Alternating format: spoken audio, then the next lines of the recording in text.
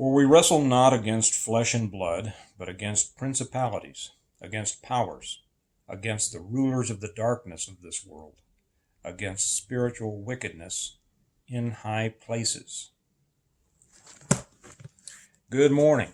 Welcome to Stonemont Church, and because I believe I'll put this on other channels, welcome to you all as well.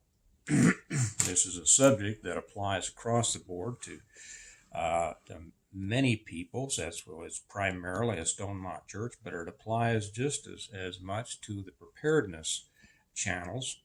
It has to do with what's going on in our world. I'm going to talk a little bit about what our true enemy is. And then at the end of this, I'm going to have a special, I don't want everybody to get excited. It's not a big news thing. I'll just have a certain message for the Stonemont Church subscribers. And for any of you who aren't subscribed to Stonemont Church, we'd love to have you, invite you to come over and subscribe. I'll put for other channels, I'll put the link down here. I got up this morning and I was checking the news, and I came across something by Jason Whitlock. Most of you are probably familiar with Jason Whitlock. I remember him when he was here in Kansas City with the Kansas City Star, mainly as a sports writer, but he really made his name and evolved as both a sports writer and a social commentator. The guy tells it like it is, and a lot of people don't like him for that. He finds himself outside the mainstream in many ways, but they're unable to cancel him because he speaks the truth. And when you speak the truth, it goes to the heart of people even when they don't want to hear it. So Whitlock has gone so far beyond his original position and really taken the truth out there. He's having an impact on society that most of us wish we could. Some have an impact on society that they shouldn't, but that's another story. When I read this article, kind of an interview with Whitlock, and I don't remember who it was with. Am I sitting a little bit high here with you? Sorry. Okay. I probably look like I was a midget down here. And they were talking about, I forget what the whole general theme was, but the thing that stuck out with me was when Whitlock said that so much is what is being promoted by a certain segment of our society, from the uber liberal side, the social justice warriors, the race baiters, all of this. He says it goes beyond just a disagreement. And he says he doesn't want to diminish real racism or real anti-Semitism, because it does exist. Certainly not to the extent that those who make their living promoting those ideas would like everyone to believe, but it does exist. He says, but where this is coming from is satanic. He says, this is nothing less than satanic. He called out names I won't hear because that doesn't matter. What matters is, and we can recognize it as we just watch the news and watch what's going on in our media today, watch what's going on in our movies, watch what's going on in our schools, watch what's going on in our workplaces. And if we need any further proof that Satan is at work, then we're blind and we need to open our eyes. If you don't know and you don't recognize your true enemy, you won't be fighting the right battle.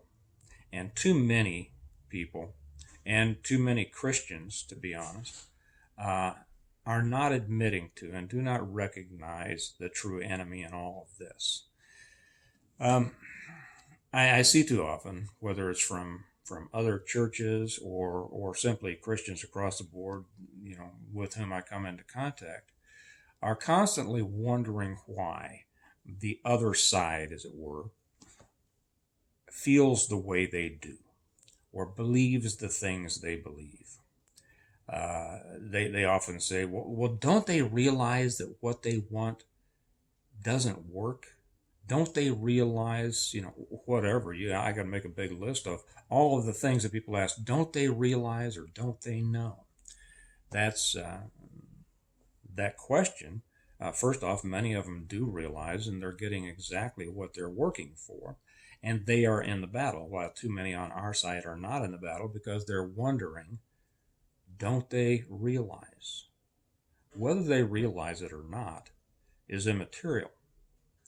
It's the effects of what they're doing that's important.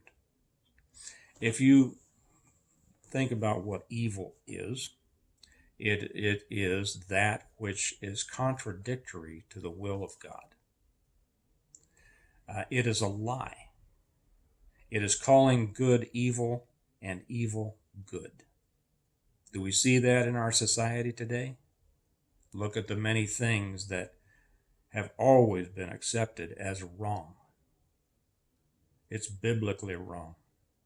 And now it's not only condoned, but it's promoted and celebrated. This has been the destruction of our society, our country, many families. When you call evil good and call good evil, that's the lie. What was the original lie? What was the first lie? Surely you will not die. Do you remember that? When Satan asked Eve, did God say that you couldn't eat from any tree in the garden? No, we can eat anything except for this one tree. Oh, that's just because God doesn't want you to be like him, because he knows that if you eat of this tree, you'll be like him. You'll know the difference between good and evil. It's the tree of knowledge. We've pursued that knowledge, that tree of knowledge, down a path of destruction. And having partaken of that forbidden fruit of the knowledge between good and evil, mankind was plunged into evil. If you don't think that sacrificing our children is evil, if you don't think that promoting aberrant behavior is evil, if you don't think that subjecting children to experimental drugs is evil, then you don't understand the battle. Our battle, although it is with things on this physical plane, is with evil itself. And we have to stand up against it. The first step of that is recognizing it, admitting that it's true. We need more of the lukewarm social Christians, who are a major part of the problem, to stand up, to be made to realize the importance of this, that there is evil, and that a failure to stand against evil is evil itself. And the ones who are charged with letting them know this are you strong Christians. Those of you who know, you can't let this go by.